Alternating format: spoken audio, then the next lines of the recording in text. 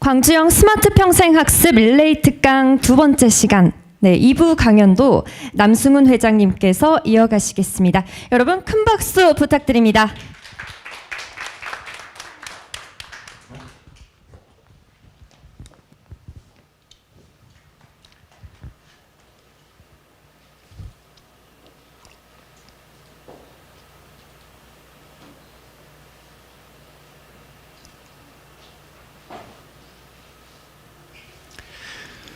네, 그린 뉴딜이 K 뉴딜이 디지털 뉴딜, 그린 뉴딜, 안전망 강화 세 개로 나눠져 있었습니다. 그 중에 그린 뉴딜에 대해서 좀 말씀을 드리고 후반부에 이제 수소 경제에 대해서 말씀을 드리겠습니다. 그린 뉴딜은 이제 신재생 에너지가 그 핵심이라고 이야기할 수 있을 것 같습니다. 그래서 신재생 에너지에 대해서 전 세계적으로 어떤 동향을 갖고 가는지 한번 살펴보도록 하겠습니다. 에너지비 글로벌 동향입니다. 세계 에너지 이제 수요 추이를 보면 2017년부터 2040년 사이에 인구 증가, 도시 가속화 이런 것들로 인해서 에너지 소비가 25% 이상 증가할 거라고 지금 전망되고 있고요. 그 다음에 재생에너지가 증가가 되면서 화석 에너지 의존도는 낮아질 거라고 전망되고 있습니다.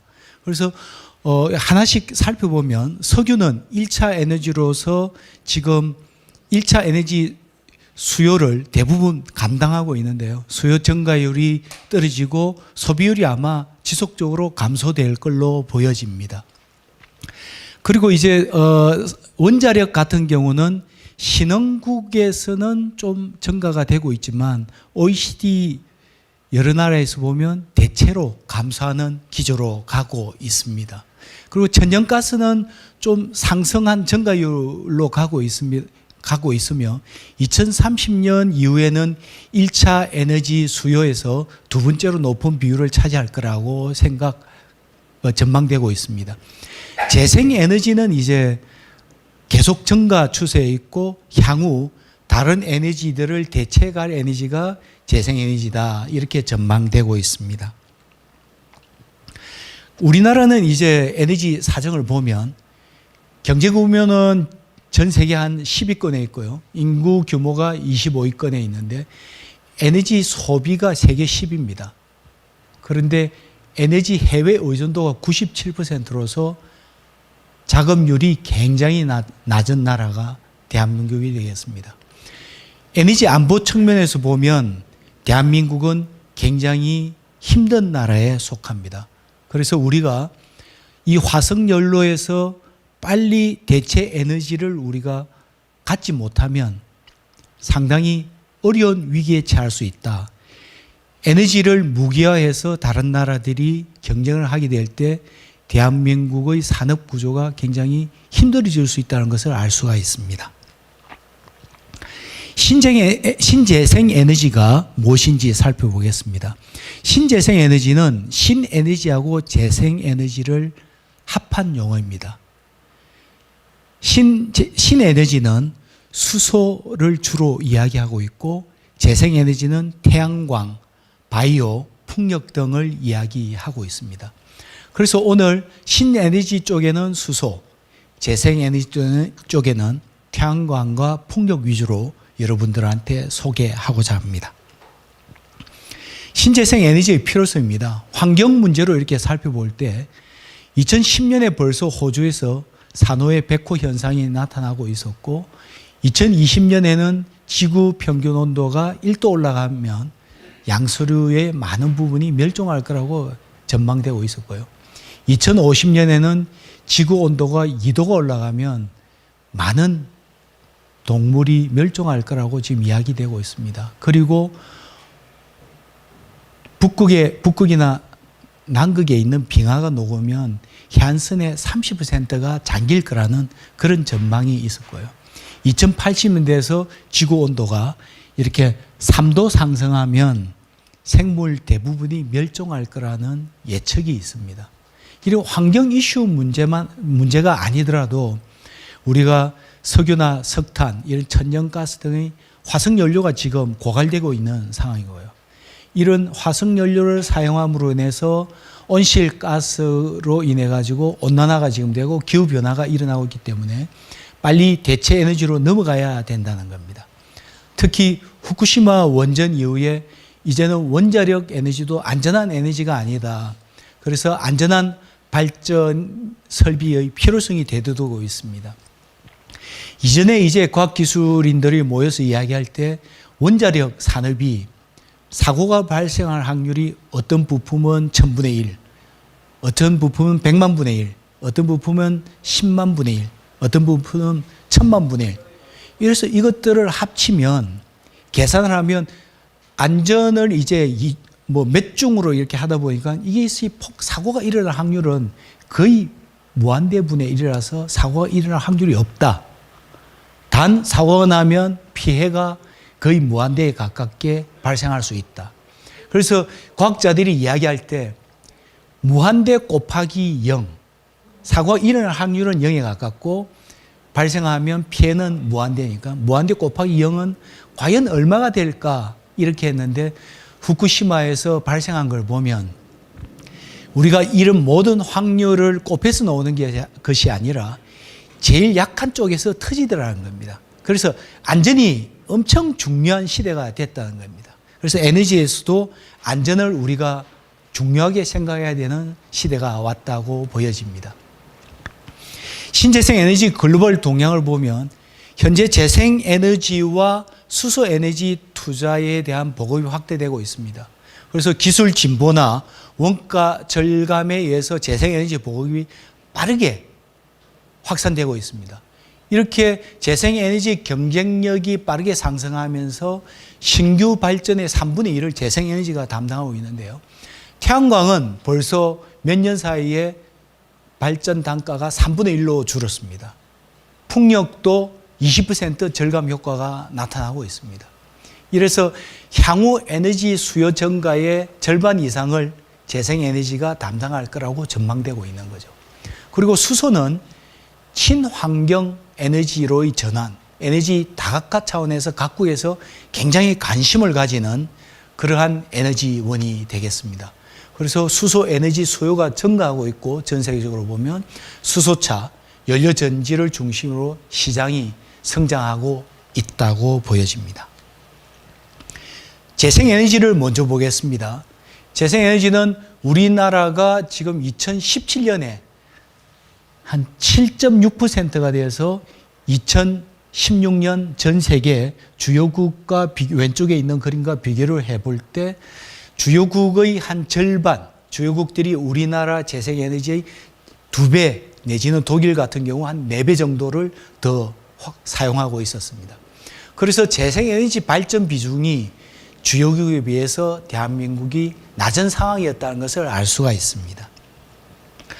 재생에너지 산업의 이제 세계 현황을 보면 세계의 발전 산업의 패러다임이 재생에너지 중심으로 대전환이 되고 있습니다. 그래서 재생에너지에 세계 각국이 집중 투자를 하고 있는데 태양광하고 풍력에 많이 투자가 되고 있다는 겁니다. 이렇게 재생에너지 확대는 거스를 수 없는 세계적 흐름이라는 겁니다. 그래서 선진국은 훨씬 공격적으로 지금 하고 있거든요. 그 태양광의 경우는 중국 기업이 규모의 경제를 앞세워서 경쟁력을 확보하고 있습니다. 그래서 세계의 점유율을 중국 기업들이 대부분 차지하고 있다고 보면 됩니다. 그런데 풍력은 터빈 제조 기술이 핵심이기 때문에 대형화 양산 기술을 확보한 유럽과 미국의 기업들이 세계 시장을 지배하고 있는데요. 베스타스나 지멘스, GE 이런 기업들이 세계 시장을 지배하고 있다 이렇게 보면 되겠습니다. 그러면 국내 현황을 보겠습니다. 재생에너지에 대해서 국내도 투자를 이제 가속화하고 많이 하고 있습니다. 많이 하고 있지만 아직까지도 이런 일자리하고 창출하는 데는 연결하는 데 아직도 조금 우리나라는 미진한 부분이 있습니다. 왜 그런가 하면 태양광의 경우는 기술력은 세계 수준에 있습니다만 생산력하고 규모의 경제에 있어서 아직 중국을 따라가지 못하다 보니까 시장 형성이 안 되고 있는 거죠. 중국에 밀려서. 그런 문제가 있고요. 풍력의 경우는 소수의 풍력 터빈 기업들하고 중소부품 기업들이 이쪽에 있다 보니까 형성되어 있어서 기술력하고 가격 경쟁력이 다소 떨어집니다. 그래서 우리나라가 태양광하고 풍력에 있어서 전 세계 글로벌 시장에 나갈 때 치고 나가지 못하는 거죠. 그 국내에서만 시장이 형성되면 사실 시장이 적거든요. 그래서 시장을 이렇게 이끌어 나갈 수 있는 힘이 좀 약하다 이렇게 보여지는 겁니다. 그래서 재생에너지 산업에서 글로벌 경쟁력 강화를 위해서는 영국파 신기술을 우리가 개발하고 관련 서비스 시장을 육성해야 되는데 재생에너지 제품의 ICT나 연관 산업을 이렇게 풍력, 융곡합을 통해서 기존 제품하고 이렇게 연결시켜서 제품을 차별화시켜야 된다는 겁니다. 그리고 시스템 차원의 새로운 서비스 비즈니스 모델을 창출해야 하는 것이 필요하지 않느냐 이렇게 판단하고 있습니다. 자, 그러면 이제 지금까지 재생에너지를 봤는데요. 제가 볼 때는 우리나라의 태양광하고 풍력은 유럽이나 다른 나라에 비해서 태양광이 그렇게 경쟁력이 있는 것이 아닌 게 중국으로부터 미세먼지가 많이 날아옴으로써 태양광이 사실은 좋은 상황이 아닙니다. 그리고 풍력도 일정한 바람이 불어주는 게 좋은데 우리는 바람이 안 부는 날도 있고 태풍에 의해서 엄청난 센 바람이 부는 날도 있어서 유럽에 비해서 풍력을 하는데도 좀 불리한 그러한 지리적 상황을 갖고 있다는 겁니다. 그래서 제가 볼 때는 수소를 가지고 우리가 좀 달려가야 되지 않느냐 생각하는데 여기에 나옵니다만 질 베럴이라는 사람이 신비의 있음이라는 책에서 언젠가는 물이 연료가 되는 시대가 올 거다. 여기서 물은 H2O라서 산소와 수소로 이렇게 나눠지는데 수소를 이용한 시대가 올 거라는 것을 예측을 했었습니다. 그런데 수소는 우주에서 제일 많은 물질이고요. 연소를 해도 이 환경 오염시키는 물질이 나오지 않는 그러한 장점을 갖고 있습니다. 그런데 수소가 가진 단점은 고압으로 압축을 했을 때 폭발할 수 있는 위험이 있고 수소 에너지를 사용하려고 하면 과학 기술을 확보를 해야 되는데 높은 기술력이 요구되기 때문에 거기에 투자 비용이 많이 들어갑니다.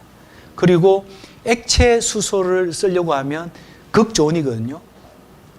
20K 정도, 마이너스 253도씨 되기 때문에 만드는데 초기 비용이 많이 드는 이런 좀 단점도 갖고 있다는 겁니다. 그래서 전 세계 에너지 이제 세계 현황을 보면 미국은 이 캘리포니아 주를 중심으로 해서 2030년까지 수소 전기차를 100만 대, 충전소를 1000곳 정도 구축하겠다는 계획을 갖고 있고요.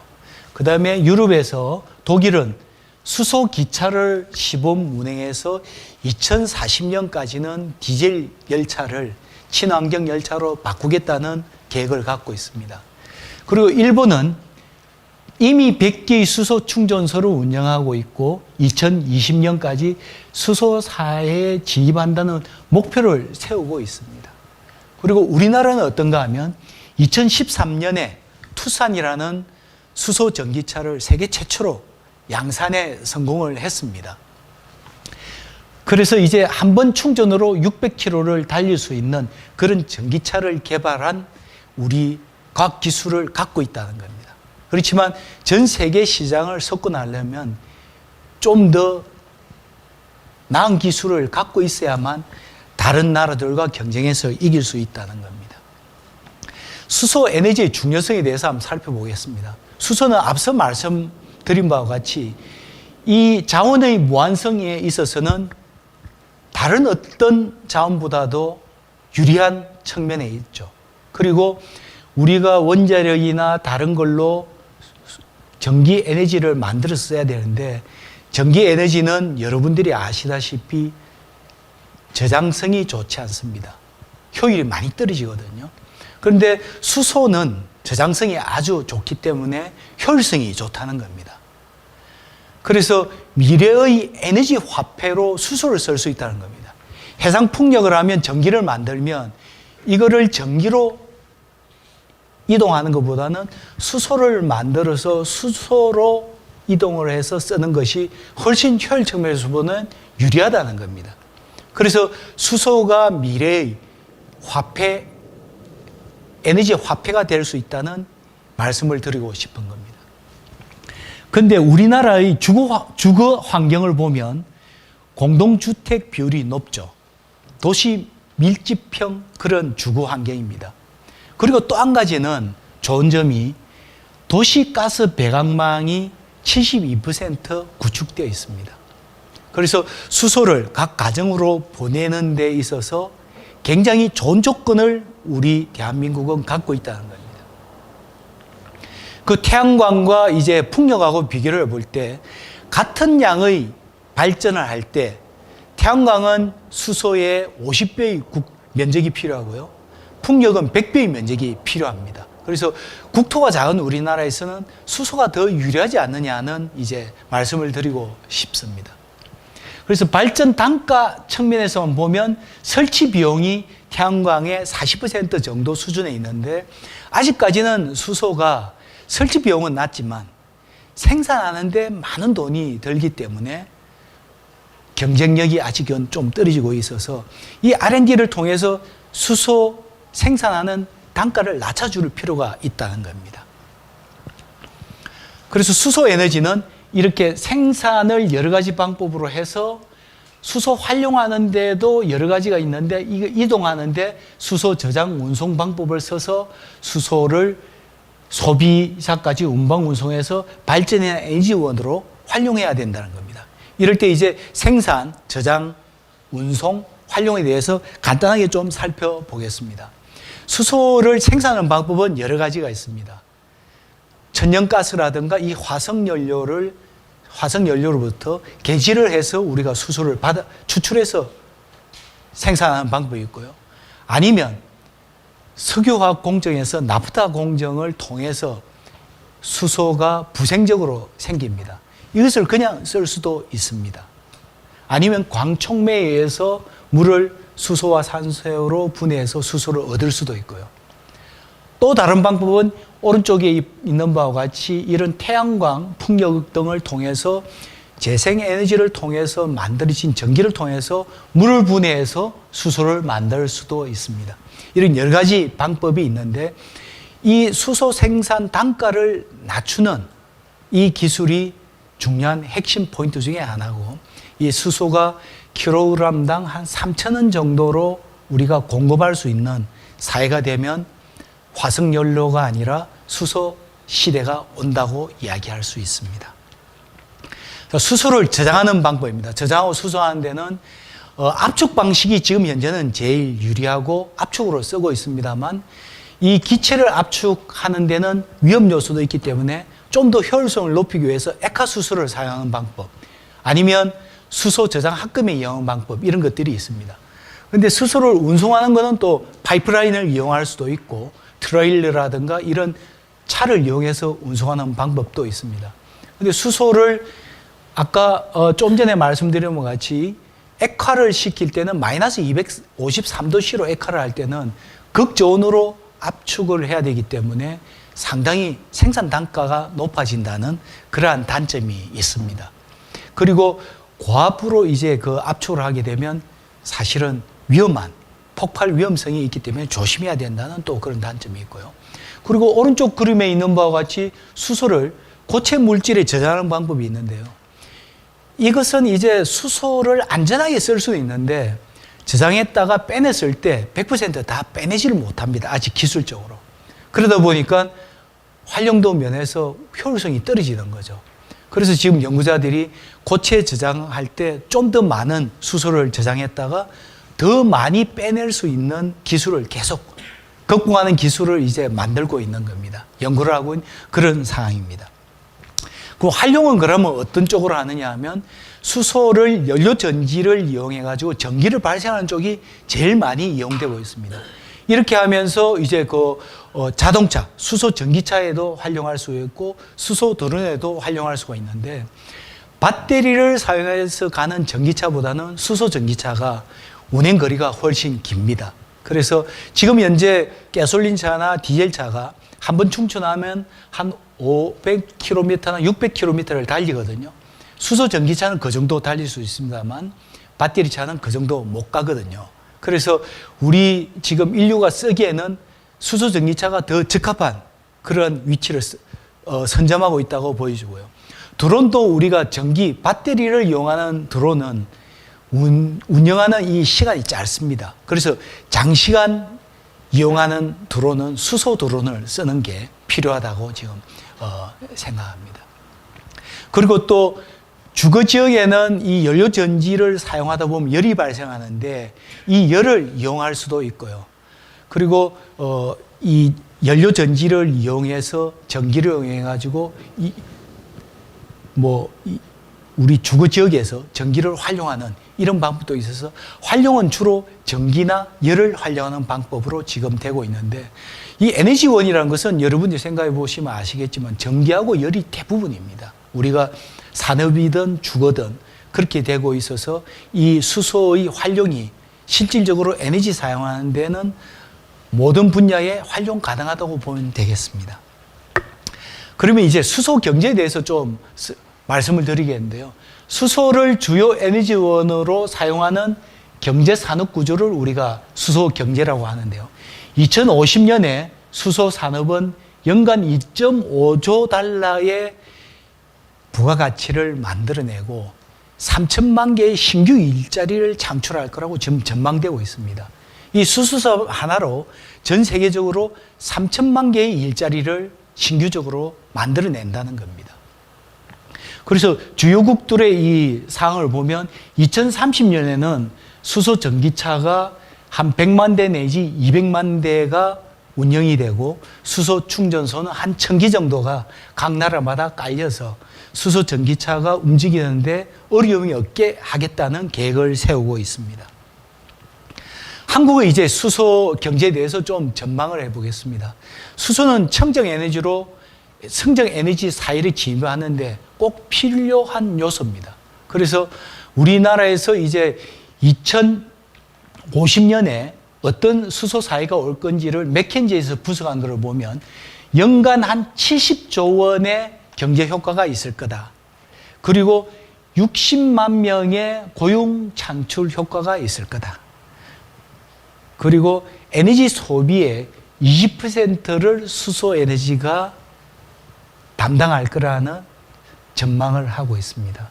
2040년에는 수소 경제 로드맵을 보면 43조 원의 경제 효과, 42만 명의 고용 창출 효과가 있을 거라고 전망을 하고 있습니다.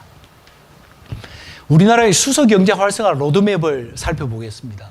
이 전기차와 연료 전지를 양대 축으로 해서 산업 생태계를 구축하겠다는 겁니다. 여기 보면 수소 전기차는 2018년에 이제 한 1,800대 정도가 되죠.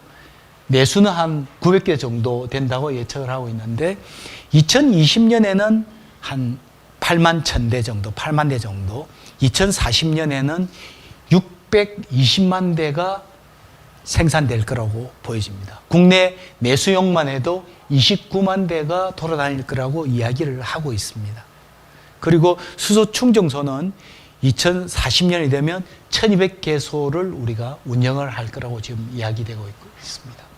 그래서 수소 공급량도 2018년 13만 톤에서 2040년에는 526만 톤으로 엄청난 양이 소요될 거라고 예측이 되고 있는데요.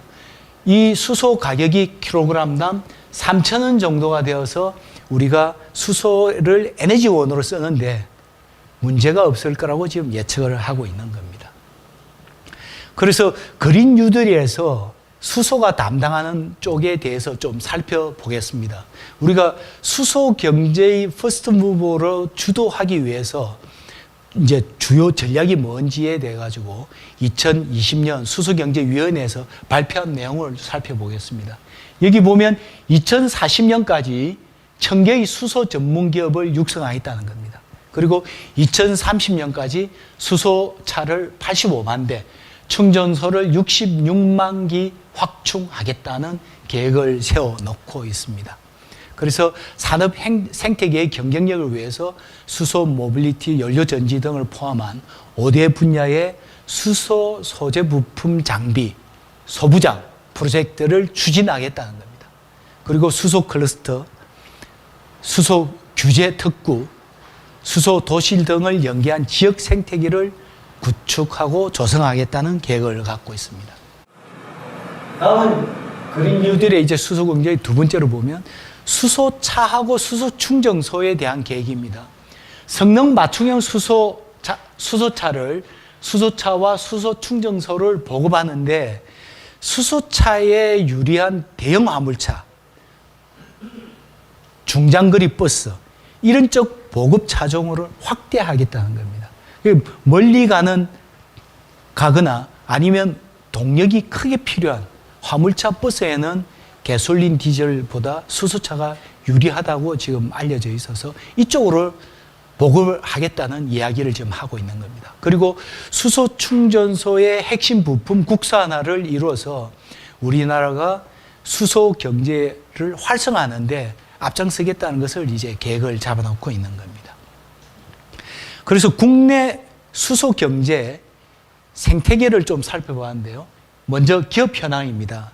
여기에 보니까 규모별로 저희들이 살펴보니까 우리나라는 아직까지 중소기업이 수소 기업에서는 86%를 담당하고 있었습니다. 그리고 수소 분야별로 이렇게 따져보니까 활용 분야가 70% 정도로 가장 많았습니다. 그리고 요 밑에 그림에서 보면 제일 가쪽 모서리 쪽이 지금 기술도 높고 규모도 큰 그러한 이제 그래프가 되겠는데요. 이 모서리에 위치하는 것이 활용 쪽만 우리나라는 분포하고 있습니다. 여기 보면 현대자동차, 현대로템, 두산 이런 대기업 세 군데만 포함되어 있어서 대기업이 주도하는 모빌리티라든가 자동차, 연료전지 이런 부분에서의 기술 수준이 높다. 규모와 기술 수준이 이 부분에서만 한국이 갖고 있다는 것을 이 그래프에서 우리가 알 수가 있었습니다. 다음은 혁신 역량과 투자 현황에서 좀 살펴보았습니다. 여기 보면 기술 인력 중에 수소 분야가 한 3% 정도밖에 되지 않습니다. 그리고 이 3% 인력 중에 R&D는 44%인데 R&D 인력이 이렇게 높은 것은 수소 산업이 아직 초기 단계이기 때문에 그런 것 같습니다. 그리고 인력 중에서 현재는 지금 활용 분야가 86% 정도로 제일 많이 지금 들어 있습니다. 그 투자는 계속 증가 추세에 있습니다만 활용 분야가 70% 정도로 제일 많고 대기업, 중견기업이 투자도 한 60% 정도를 담당하고 있다는 것을 알 수 있었습니다. 다음은 수소 경쟁력 강화를 위해서 그러면 우리는 어떻게 해야 되느냐? 기업 생태계 조성을 해야 되는데요. 이렇게 수소 전문기업 육성을 위해서 수소경제 육성법이 나왔는데 2040년까지 수소 전문기업을 1000개 정도 만들겠다는 겁니다. 그러기 위해서 수소산업 5대 분야에 대해서 우리가 소부장, 집중 지원을 하겠다는 계획을 갖고 있습니다. 그리고 규제 정책에 있어서는 우리가 선허용, 후규제하는 이런 규제에 대한 혁신을 이루겠다는 발표를 했고요. 이렇게 함으로써 포괄적 네거티브 규제로 전환하겠다는 겁니다. 그래서 이 수소 산업이 좀 더 생태계 조성하는 데 수월하게 해주겠다는 겁니다. 그 기업 생태계 조성을 위해서는 처음으로 수소 산업에 이렇게 뛰어드는 기업들이 진입하는 데 있어서 문턱을 좀 낮춰주는 그런 정책을 펴고 또 타 산업에 있던 기업들이 수소 산업으로 이전해 오는데도 문제가 없게 문제가 없게 혜택을 좀 부여해 주겠다는 겁니다. 그래서 스타트업 기업이 수소 전문 기업이 되고 월드 클래스 기업이 될 수 있도록 체계적으로 성장 지원책을 갖고 가겠다는 전략을 갖고 있습니다. 다음은 수소 경제 강화를 하기 위해서는 기업 생태계뿐만이 아니라 지역 생태계도 우리가 육성을 해야 되는데요. 지역 생태계 육성을 위해서는 지역별로 수소를 안정적으로 공급을 해야 됩니다. 그래서 오른쪽 여기에 표에 보면 수소의 공급 계획이 있는데요. 22년에 3만 톤에서 30년에서 37만 톤, 40년에는 101만 톤으로 이렇게 증가해 갑니다. 계획으로 보면. 근데 22년까지는 우리가 수소를 현재 나오는 부생수소로 감당을 할 수 있습니다만 30년에는 그 많은 수소를 부생수소로 못 하거든요. 이러면 우리가 수소를 추출해서 써야 된다는 겁니다. 그래서 수소에 대한 우리가 방안을 찾아내야 된다는 거예요. 2040년이 되면 더 많은 이제 수소를 확보해야 되기 때문에 이때는 재생에너지로부터 나온 전기를 가지고 수제내를 통해서 수소를 생산해야 되고 또 그거로도 부족하기 때문에 해외로부터 수소를 수입해야 됩니다. 이렇게 해서 수소를 공급을 우리가 확보하겠다는 전략을 갖고 있습니다. 지역별 특화된 수소 생태계를 보면 이제 이렇게 시범도시 클러스터 규제 특구를 통해서 수소 생태계를 조성하겠다는 계획을 갖고 있습니다. 자, 우리가 수소 산업을 육성하기 위해서는 수소 생산, 저장, 운송, 활용에 대한 새로운 산업을 창출해야 되고요. 수소차 등을 포함한 모빌리티, 그다음 발전용 연료전지에 대한 미래 융합 산업을 이렇게 육성해 나가야 되는데요. 수소 산업 일자리를 위해서는 이제 국내 자동차 산업을 친환경화하고 해서 새로운 일자리를 만들어야 되는데 우리나라가 이제 내연기관 중심에서 친환경차 산업으로 이렇게 전환해야 되는데 이것이 늦어지면 늦어질수록 우리나라가 다른 나라와 경쟁하는데 더욱더 어려워질 수 있습니다. 그런데 수소차의 경우는 새로운 자동차와 부품 생산을 해야 되기 때문에 라인을 추가하고 해야 되니까 새로운 일자리 창출이 가능하거든요. 그래서 연간 우리가 230만 대의 수소를 생산한다, 수소 전기차를 생산한다면 10만 명 이상의 일자리가 만들어진다고 지금 전망된다는 겁니다. 이렇게 수소 산업, 전기차 하나만으로도 10만 명 이상의 일자리 창출이 가능하다는 겁니다. 그리고 수소차와 연관되는 새로운 산업을 우리가 육성해야 되는데요. 수소를 생산하는 수소산업, 수소를 이송 저장하는 산업, 수소를 충전하는 산업, 이런 것들이 다 신산업을 육성하고 신일자리를 창출해야 된다고 이야기를 하는 겁니다. 다음은 수소산업 일자리를 위해서 우리가 앞서 말씀드린 바와 같이 수소충전소 부품 국산을 해야 된다고 했죠. 그런데 우리나라는 현재 지금 수소충전소 부품 국산화가 한 40% 정도에 그치고 있습니다.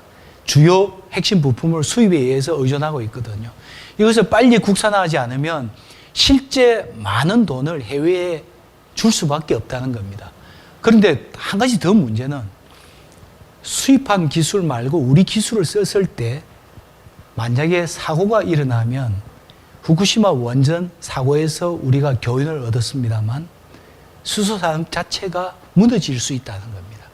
그러니까 기술을 확보하면서도 안전성을 확보해야 되니까 우리가 이 수소에너지 사업이 첨단 기술하고 지식직약적인 사업으로서 높은 부가가치가 창출이 가능한 그러한 산업이기 때문에 빨리 수소 산업으로 우리가 돌아서야 된다는 것을 말씀드리고 싶은 겁니다. 이렇게 해야 새로운 먹거리 창출이 가능하다고 보여드리는 겁니다. 자, 그 다음에 수소 경제를 위한 이제 연구개발의 중요성입니다. 제가 앞서 말씀드린 것 같이 수소를 생산하는 데 있어서 어떻게 단가를 낮출 거냐 하는 것이 굉장히 중요한 문제입니다. 그래서 이러한 이제 기술 개발에 지금까지 많은 연구비가 투입되었습니다. 사실은. 그리고 향후 앞으로 나가기 위해서는 안전 연구를 해서 수소 설비나 부품에서 사고가 일어나지 않는 그러한 연구도 덧붙여 나가야 된다는 거죠. 그래서 우리가 경제성과 안정성, 이 두 마리 토끼를 잡아야 되기 때문에 R&D를 두 마리 토끼를 잡는 방향으로 가야 된다는 겁니다. 그래서 수소 에너지 우리 연구개발 현황을 보면 20년 전부터 우리나라는 처음에는 생산 저장 쪽에 많은 연구가 투입됐고 요즘 와서는 이제 활용 쪽이 중간 영역에 있는 활용 쪽에 연구비가 많이 투입되고 있고 이전에 안전 연구는 거의 없었습니다만 수소 충전 설비 부품 국산화 때문에 안전관리 연구가 최근에 와서 이렇게 오른쪽 제일 마지막 그래프처럼 조금 증가한 상황입니다. 그래서 이제 안전 연구도 일부 좀 시작한 이러한 상황이 되겠습니다. 그 수소 에너지 연구 성과에 보면 우리나라의 각 출연 연구소에서 이런 에너지 생산과 관련해서 단가를 낮출 수 있고 효율을 올릴 수 있는 연구를 지금 진행을 하고 있고요. 철도연구원에서는 한 번 충전해서 110km 속도로 600km 이상 달릴 수 있는 수소 철도 차량을 개발을 했는데요. 독일이나 이 프랑스 쪽에서는 최고 속도나 일회 충전으로 달릴 수 있는 거리가 우리나라보다는 조금 앞서 있어서 아직은 체계 수준에는 머물고 있다는 것을 알 수가 있습니다. 그리고 수소를 쓸 때 우리가 주유소 가서 정확한 양을 충전해야 되듯이 수소도 마찬가지입니다. 정확한 양을 충전하기 위해서는 이 상거래에 대한 표준이 만들어져야 되기 때문에 표준과학연구원에서 수소 유량 교정 시스템을 개발해서 보급할 계획으로 있습니다. 다음엔 이제 제가 말씀드린 바와 같이 경제성만 가지고 안 되기 때문에 수소 안전을 그러면 어떻게 이끌어 나갈 거냐에 대해서 말씀드리겠습니다. 1937년에 비행선, 수소로 가는 비행선이 계류 중에 화재가 발생해서 여러 명이 죽는 사고가 발생했습니다. 이 힌덴부르크 사고로 왔는데요. 이때 이제 탱크에 수소가스가 누출돼 가지고 정전기에 의해서 발화가 돼서 사고가 일어났던 겁니다. 이것이 수소에 의해서 발생한 최초의 사고라고 알려져 있고요. 그리고 우리가 잘 아는 1986년에 챌린저 우주 왕복선에서 사고가 또 있었죠. 이거는 날씨가 추워짐으로 인해서 오링이 기능을 상실함으로써 고온과합 연료에 이 착화원이 액체 수소에 붙으면서 폭발이 일어난 경우입니다. 그리고 최근으로 가면 2010년에 수소 튜브 폭발 사고가 있었는데요. 여기는 수소와 공기 혼합가스가 생기는데 원인 미상의 점화원이 수소 튜브에 붙어서 사고가 일어났던 겁니다. 그리고 지난해에 노르웨이에서 수소 충전소에서 화재가 일어났습니다. 이때는 고압수소 탱크의 플러그의 조립 불량으로 화재가 발생해서 일어나는데요. 이렇게 사고가 지속적으로 간헐적이지만 지금 일어나고 있다는 겁니다. 그래서 큰 사고가 일어나면 수소압 자체가 나갈 수 없기 때문에 우리가 안전을 확보해야 된다는 겁니다. 그래서 이렇게 나가기 위해서는 소재 부품 장비 이런 연구를 해야 되는데요. 우리나라가 일본으로부터 소재 부품 장비에 대한 중요성을 인지했지 않습니까? 설비가 처음에는 있으면 되겠다 생각했지만 설비를 들어가 보니까 부품이 있어야 되고 주요 부품을 들어가다 보니까 결국은 소재 문제로 갔던 겁니다. 그래서 소부장 프로젝트를 지금 추진하고 있습니다. 수소 안전의 필요성이 돼요. 수소를 35메가파스칼로 충전을 하면 한 250km 달립니다. 그런데 70메가파스칼로 충전을 하면 500km를 달립니다. 이래서 500km를 달리기 위해서는 70메가파스칼로 압축해야 되거든요. 그런데 여기에 나옵니다만 35메가파스칼일 때는 반경 29m의 피해 지역, 30m 정도 되죠. 70메가파스칼이 되면 반경 70m의 피해를 끼친다는 겁니다. 그러니까 수소 전기차 한 대에서 폭발 사고가 만약 일어난다면 직경 140m 주위가 다 피해 구역에 들어간다는 거죠. 그러니까 사고가 일어나면 안 되는 겁니다. 그래서 이런 이야기를 제가 10몇 년 전부터 하고 다녔더니만 어떤 분이 저를 부르더니만 남 박사, 수소 안전이 중요한 걸 알겠다. 그런데 이렇게 자꾸 당신이 위험하다고 이야기하면 다른 사람 아린이장이 끊겨서 연구를 못한다. 그 뒤로 제가 위험하다는 이야기를 안 하고 다닙니다. 근데 여하튼 사고가 일어나면 위험하거든요. 그러니까 우리가 안전을 확보해야 된다는 거죠. 근데 일부는 어떤가 보십시오. 내도에서 에너지 보급을 위한 5대 기술이라 해서 제조 단가 저감 생산 능력 향상도 하지만 소재 문제, 그 다음에 안전관리 문제를 지속적으로 다루면서 연구를 한다는 겁니다. 그러니까 일본은 경제성과 안전성 두 마리를 다 쫓아가면서 연구를 했다는 거죠. 근데 한국은 경제성만 지금까지 쫓아다니다가 근자에 와서 조금 안전성에 관심을 기울이기 시작했다. 만약 안전을 우리가 확보하지 못하면 수소 산업이 위험할 수 있다는 것을 제가 말씀드리고자 하는 겁니다. 수소는 보면 크게 두 가지로 나눌 수 있는데요. 자동차를 보면 자동차하고 충전소 두 개를 나눌 수가 있습니다. 자동차는 현대차라든가 이런 산업체에서 할 일이고요. 충전소는 전국에 깔아야 되기 때문에 인프라 성격이라서 정부에서 해결해 줘야 되는 겁니다. 그래서 여기에 대한 R&D, 여기에 대한 지원은 정부에서 해야 되기 때문에 이런 연구는 공적으로 연구를 해야 된다는 겁니다. 그래서 수소 사회가 되면 우리가 파이프라인이나 튜브 트레이를 통해서 우리가 각 가정에 수소를 공급하기도 하고 수소 고속도로를 이용해서 우리가 이동할 수 있다는 이런 수소 사회가 곧 올 거라고 예측을 하고 있다는 겁니다. 자, 그래서 제가 있는 이제 표준과학연구원이 그럼 어떤 역할을 할 거냐를 저희들이 고민을 좀 해봤는데요.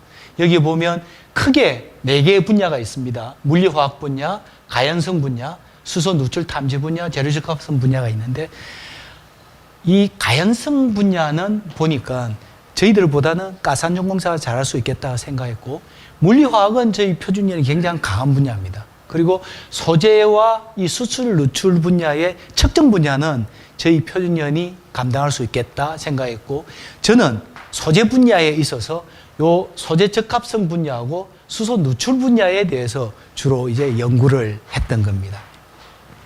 근데 수소 치성이 그럼 뭐냐? 왜 소재를 우리가 다뤄야 되는가 하면 우리가 엿을 생각하면 여름에 엿이 쭉쭉 늘어나죠. 잘 부러지지 않습니다. 근데 겨울 되면 딱딱해지면서 톡 부러집니다. 그죠? 적은 힘에도. 철강 소재가 참 재밌는 게 평상시는 아주 잘 늘어나고 강한데 수소가 들어가면 이 금속 소재가 굉장히 약해집니다. 조그만한 힘에도 톡 부러집니다. 요 그림이 있죠. 제일 왼쪽이 이제 연성이 좋은 건데 우리가 일반적으로 공기 중에서 당기면 소재가 저렇게 쭉 늘어나는 겁니다. 초록색처럼. 그럴 때는 이 왼쪽에 있는 그림처럼 이렇게 나타납니다. 수소가 들어가면 어떻게 되는가? 짧아지죠. 이 파란색 그래프로 가다가 톡 끊어지는데 보면 오른쪽 그래프처럼 엿이 부러지듯이 가다가 톡 끊어진다. 그래서 소재 문제를 해결하지 않으면 소재 문제로 설비가 위험할 수 있기 때문에 우리가 소재 문제를 해결해야 된다는 겁니다. 그리고 저희 이제 그 센터 자랑을 좀 하자면 저희들이 역학물성을 예전부터 전 세계 기관이 참여하는 국제 비교 시험에 들어갔습니다. 미국의 ASTM에서 주관하는 국제 비교 시험 들어갔는데 그 기관에 번호만 줍니다. 번호를 주고 우리 기관은 어디에 해당하는가를 보는데 저희 표준과학연구원이 여기에 해당되더라고요. 점심에 해당되는 거. 좋죠. 저희들이 매년 하고 있는데 매년 전 세계 기관 중에 최상위 역량을 확보하고 있어서 이런 소재의 역학 특성을 평가하는 데는 최상위 실력을 갖고 있다는 것을 저희들이 확인을 했습니다. 그래서 저희들이 2009년에 이렇게 수소 안전 연구동을 만들었습니다.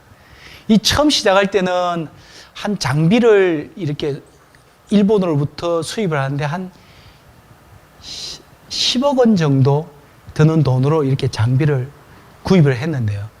그 당시 이제 일본 환율이 엔화가 확 오르면서 18억이 되더라고요. 그래서 이 장비를 구입하는데 굉장히 어려움이 사실 있었습니다. 간신히 정말 장비를 구입해 넣었거든요.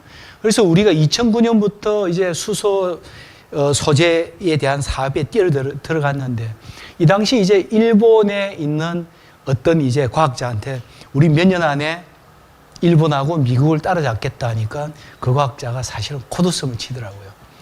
우리가 30년을 해서 미국을 간신히 따라잡았다. 너가 몇 년 안에 우리를 따라온다고 굉장히 비웃었습니다. 그런데 지금 현재 우리나라 거의 따라잡았고 어깨를 나란히 할 수준에 가 있습니다. 감히 그렇게 말씀드릴 수 있습니다. 여기서 우리가 이야기하는 인장, 파괴인성, 피로, 피로균열 진전 이런 시험들을 통해서 소재가 강한지 약한지 수소에서 어떤 역할을 하는지를 우리가 평가를 하고 있습니다.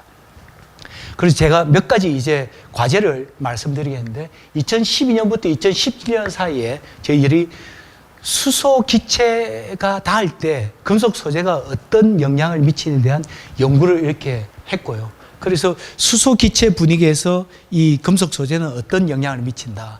그리고 누출을 탐지하기 위해서는 우리가 어떤 기술을 갖고 가야 되겠다는 이런 연구를 했고, 두 번째 과제는 액화수소 속에서는 그러면 금속 소재가 어떻게 되는가를 봤습니다. 그래서 이 마이너스 253도씨에서 실험할 수 있는 역량을 갖춘 데가 전국적으로 없습니다. 그래서 저희 연구소에서 그 실험을 해서 액화수소 상태에서는 어떤 거동을 보인다는 것을 저희들이 연구를 했고요.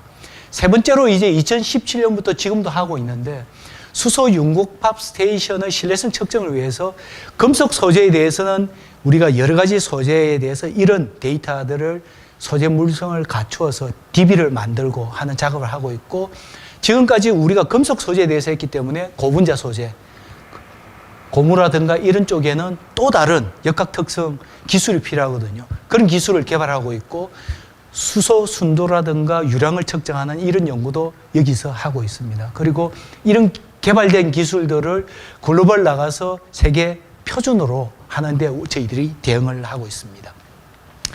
자, 마지막으로 이제 그러면 저희들 했던 연구의 케이스 스타디에 대해서 말씀드리겠습니다. SNG 사업이라고 해서 포스코에서 1.5조 사업을 했습니다. 그러니까 재련 사업을 하다 보면 수소가 부생으로 발생하거든요. 이거를 다른 가스하고 섞어서 화력발전소에 보내면 화력발전소에서 그 가스를 에너지원으로 쓰고 싶었던 거죠. 이럴 때 튜브 트레일러나 이런 쪽으로 보내는 것은 사실 양의 한계가 있으니까 천연 가스 파이프라인을 통해서 보내면 훨씬 수월할 수 있지 않느냐 해서 그렇게 하고자 이제 했던 겁니다. 그런데 이제 가스공사 입장에서는 사실은 이 파이프라인에 수소를 흘리면 취성이 발생하면 위험하니까 소재 전문가들이 저희 팀을 참여를 요구를 했고, 저희 팀에 수소 취성이 발생하는지 안 하는지를 봐달라고 했었습니다. 그래서 저희들이 10억도 안 되는 돈을 받고 평가를 해봤거든요. 그때 이제 포스코나 가스공사에서 저희들한테 이야기한 것은 유럽이 오바로 2% 수소를 섞어서 쓰고 있다. 그러니까 우리는 안전도를 생각해서 1% 수소를 넣어서 쓰겠다. 안전한지 안 한지 소재적으로 좀 확인해 달라고 했었습니다. 그래서 저희들이 실험을 해봤거든요. 실험하니까 100% 수소에서는 수소 취성이 발생했어요. 그래서 1%는 발생 안 하면 좋겠다는 생각으로 했습니다만 취성이 발생하더라고요. 그래서 이제 회의에 가서 우리가 발표를 했죠. 1% 하니까 발생한다. 난리가 난 거죠. 유럽은 2% 써도 발생하는데 왜 1%가 발생하느냐. 너희들이 실험 잘못한 거 아니냐. 앞서 보여드린 바와 같이 역학물석 실험은 저희들이 전 세계 탑에 있는데 우리가 그럴 리가 없는데 그래도 자신이 좀 없잖아요. 그래서 이 사람들 몰래 실험을 한 번 더 해봤습니다. 역시 수소 취성이 발생하더라고요. 그럼 이제 그것은 팩트하고 발생하는 팩트하고 왜 발생하는가를 찾아내야 되는 거죠. 사용 조건을 보니까 유럽은 5바에서 2%였고 우리는 실험 조건이 천연가스 파이프라인은 최대가 한 70바 정도 올라가거든요. 그래서 안전율을 생각해서 100바에서 실험을 했어요. 그러니까 우리가 압력이 유럽에 비해서 20배 높은 압력으로 한 거죠. 수소 분압으로 따지니까 20배 높게 실험을 한 겁니다. 그래서 20분의 1로 줄여보자 그러면 유럽이 2% 같으면 20분의 1로 줄여서 0.1%로 실험을 해보자. 실험을 했거든요. 발생하지 않더라고요. 여기 나옵니다만 우리가 1%에서는 사실은 X로 넣으면 수소치성이 발생하더라는 겁니다. 1%는 쭉 이렇게 발생을 했습니다. 텐사일 인장 응력 외에는 다 발생을 해서 이건 위험하다고 저희들이 판단했는데 0.3% 정도 되니까 발생하는 것도 있고 안 하는 것도 있더라고요. 근데 0.1% 되니까 발생을 하지 않았어요. 근데 사실 그 당시 저희들이 인장하고 파괴인성 두 가지만 딱 실험했습니다. 이렇게 하다 보니까 충분한 데이터는 없었지만 수소치성이 발생하지 않을 가능성은 높다. 이렇게 판단을 한 거죠.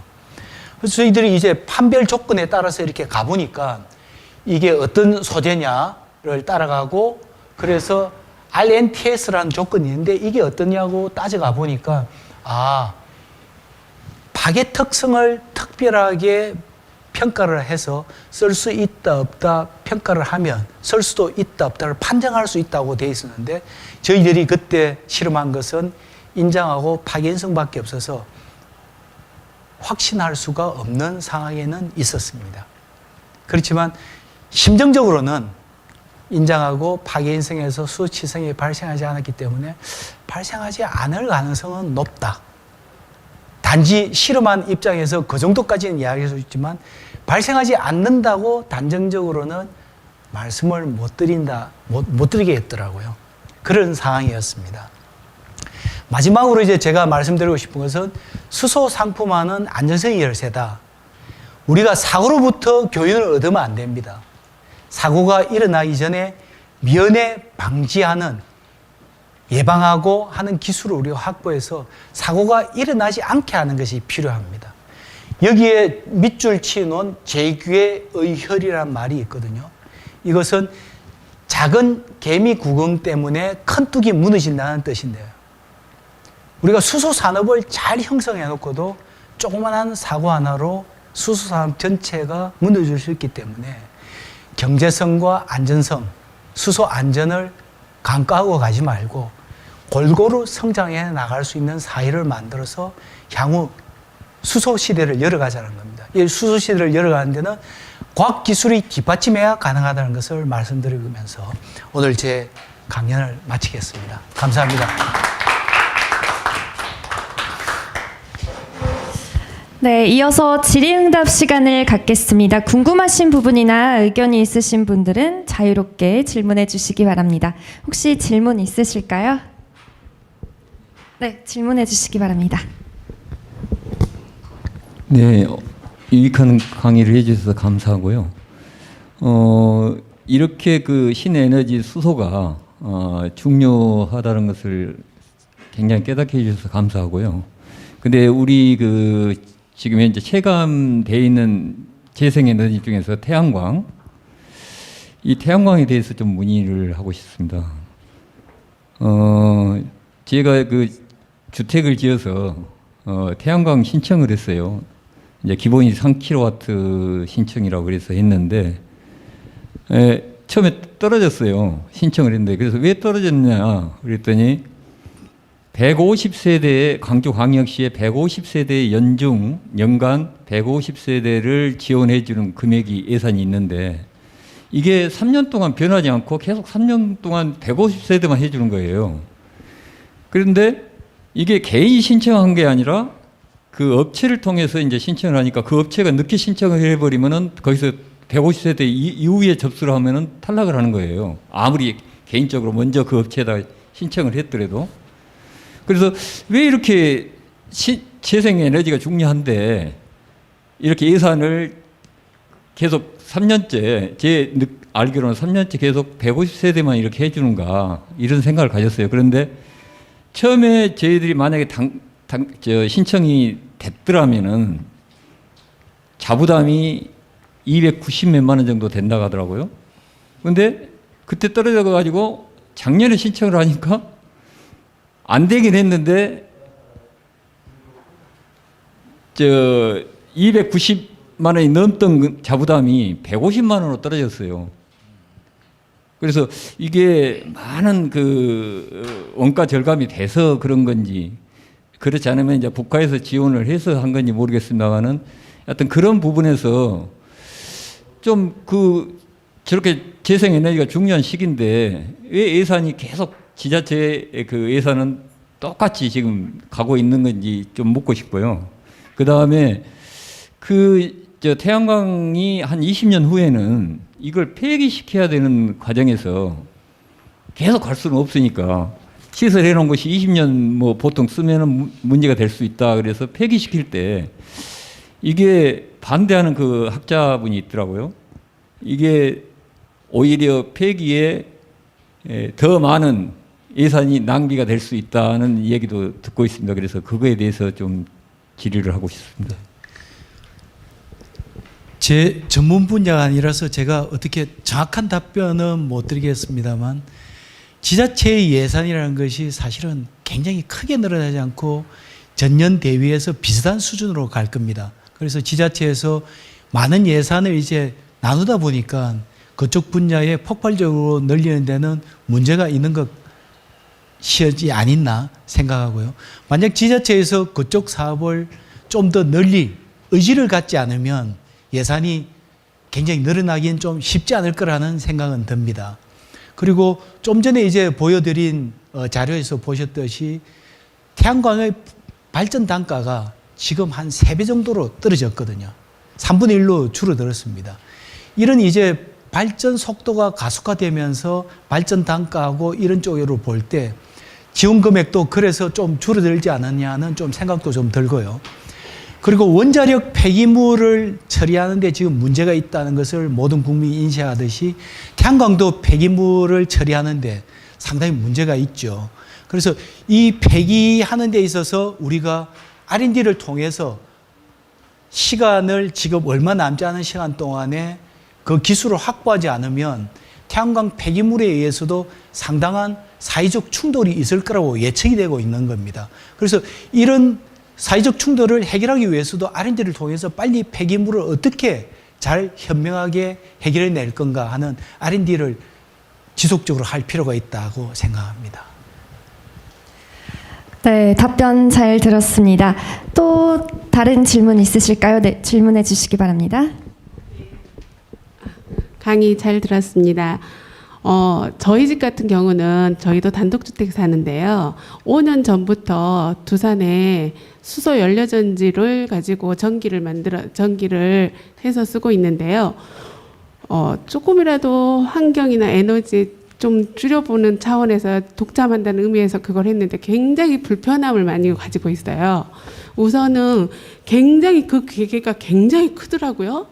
커서 자리를 많이 차지한 데다가 강주에가 업체가 없어가지고 지금 당장 오늘 또 인천에서 내려와서 지금 AS를 하고 있는 상황인데 제가 지금 여기 와 있거든요. 그래서 그런 부분 뭐 고장이 났어도 저는 잘 모르니까 불러야 되는데 그럼 모른다. 원격 조정으로 해주겠다. 그렇게 하고 고쳐야 되겠네요. 내려가겠습니다. 하고 내려오면 한 일주일 또 걸려요.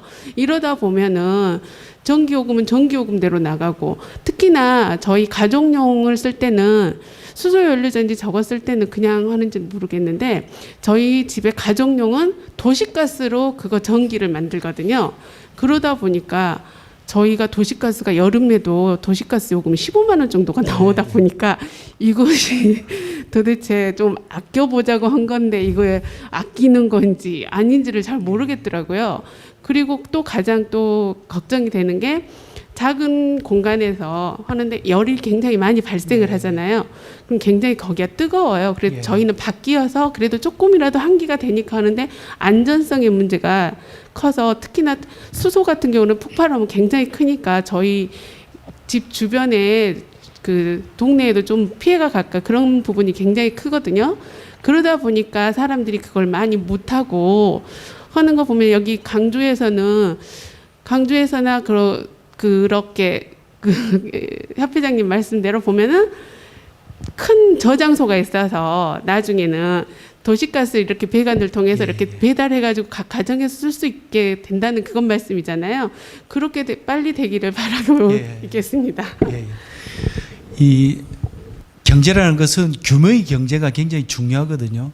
그러니까 각 가정에서 소규모로 쓰는 데는 규모의 경제에서 이렇게 사실은 경쟁력이 떨어지니까 각 가정에서 쓸 때는 굉장히 불편함이 있을 수밖에 없습니다. 가격 경쟁이나 그다음에 효용성 면에서 굉장히 불리한데요. 근데 일본은 좀 특이합니다. 일본 국민들은 수소 연료 전지가 보일러보다 비싼데도 사 쓰는 거예요. 그래서 일본 국민들한테 야, 이 비싼데 왜 쓰냐? 그 사람들 답이 뭔가 하면 우리 미래 후손들한테 좀 더 깨끗한 세상을 물려줄 수 있다면 내 부담이 크더라도 나는 이걸 선택해서 쓴다는 겁니다. 이런 우리 국민의 의식도 상당히 중요한 부분입니다. 그리고 폭발 위험성이나 이런 것들이 사실은 있죠. 근데 실질적으로 이제 수소 폭발 시험을 해보면 수소가 4%에서 75% 사이에 들어갈 때 폭발을 하는데 의외로 폭발이 잘 안 돼요. 수소 전기차에서도 이렇게 하면 누출된 수소가 가볍다 보니까 순간적으로 확 빠져나가고 폭발이 사실은 잘 안 되거든요. 그런데 이 모든 사고가 그러면 우리가 유추하는 대로 다 가느냐? 그건 아니거든요. 예상치 못한 어떤 일이 있어 일어나는 사고가 있단 말입니다. 그래서 이전에 이런 사고들을 분석해 보니까 사람의 잘못에 의해서 일어난 사고가 한 30%, 우리 사람의 잘못을 관리할 수 있어서 우리가 과학기술로 극복할 수 있는 게 한 30% 정도. 우리가 전혀 관리할 수 없고 알지 못하는 원인 미상에 의해서 일어난 사고가 한 30% 이렇게 3분의 1씩 정도 된다고 알려져 있습니다. 그래서 이 수소 안전에 대해서 우리가 연구를 통해서 그러한 가정에서 쓸 때의 위험도를 방지할 수 있는 기술들을 우리나라도 빨리 연구를 해 나가야 됩니다. 그런데 먼저 보신 바와 같이 그런 안전 관리에 대한 연구가 아직은 좀 떨어지거든요. 그러니까 일본 같은 경우는 수소 전기차가 지하 주차장 들어갔을 때 그럴 때 수소가 누출됐을 때 그러면 어떻게 흐름을 갖고 와서 폭발이 일어날 거냐 안 일어날 거냐도 연구하고 아니지만 우리나라는 아직 거기까지 못 가고 있기 때문에 이런 가정에서 썼을 때 그럼 누출됐을 때 그러면 어떤 위험이 없는지 이런 여러 가지 다양한 연구를 우리가 통해서 확보해 나가야 되고 국민은 국민대로 일본처럼 좀 우리가 불편해도 참고 이것을 수용함으로써 미래에 좀 더 후손들한테 나은 환경을 물려주겠다는 그런 각오를 좀 가질 필요가 있지 않느냐 하는 생각을 합니다. 네, 답변 감사드립니다.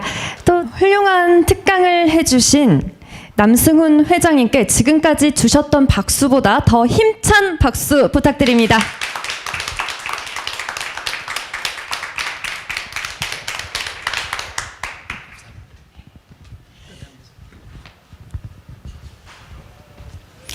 끝으로 폐회 선언이 있겠습니다. 폐회 선언은 광주평생교육진흥원에서 해주시겠습니다. 광주평생교육진흥원 처장님께서는 앞으로 자리해 주시기 바랍니다. 큰 박수 부탁드립니다.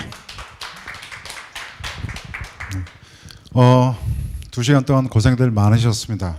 오늘 광주형 스마트 평생학습 릴레이 특강 그 두 번째 시간이었습니다. 왜 과학이 경제이며 미래인지 알 수 있는 유익한 시간이었던 것 같습니다. 오늘 훌륭한 강의를 해주신 남승훈 회장님 감사합니다. 오늘 진행된 특강은 매주 화요일과 목요일 저희 광주평생교육진흥원 유튜브를 통해서 업로드될 예정입니다. 그런데 저희가 유튜브 채널을 개설한 지 얼마 되지 않았습니다. 그래서 이 자리에 계신 여러분들께서 좀 홍보 대사의 역할을 해주셔야 될 것 같습니다. 구글 계정으로 가입하셔서 좋아요와 구독 꼭 눌러주셨으면 합니다. 자, 이후에 우리 불평등과 포용적 성장이라는 주제를 가지고 기획재정부 백승주 기획조정실장께서 오셔가지고 또 강의를 해주실 겁니다. 끊임없는 관심과 참여 부탁드리겠습니다. 오늘 길다면 길고 짧다면 짧은 시간 앉아 계시느라고 수고들 많으셨습니다. 다시 한번 뉴딜과 4차 산업에 대한 이해를 할 수 있는 좋은 시간이었던 것 같습니다. 여러분들의 건강과 안녕을 기원합니다. 감사합니다. 네, 이상으로 광주형 스마트 평생학습 릴레이 특강 두 번째 시간을 마치겠습니다. 끝까지 함께 해주셔서 감사합니다.